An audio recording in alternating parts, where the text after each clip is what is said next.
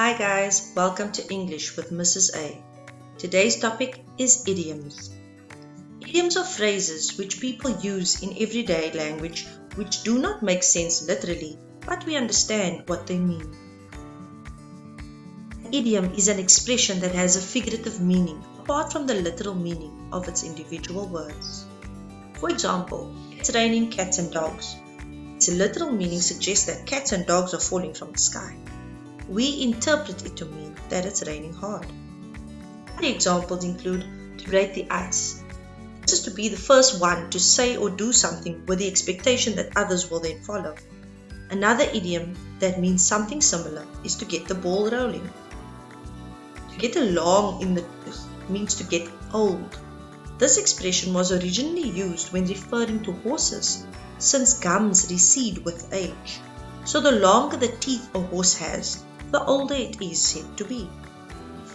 To have a chip on one's shoulder is usually an expression to describe a person who acts, as you say, rudely or aggressively.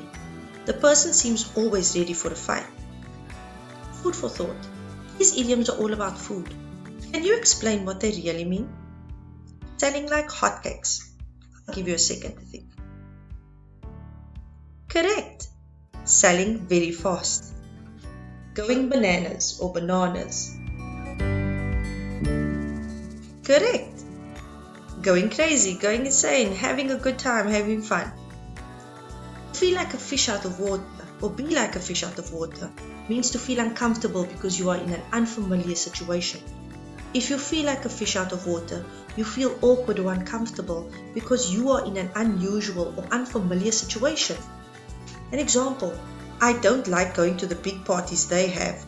I always feel like a fish out of water there.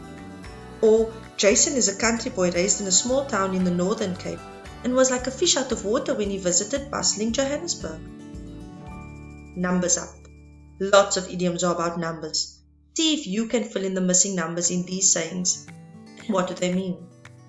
You may pause the video here and take these ideas down in your language books. I'll give you a few seconds to complete these before I move on to the next. While you're writing them down, I'm going to go to another slide which shows you a little video about idioms.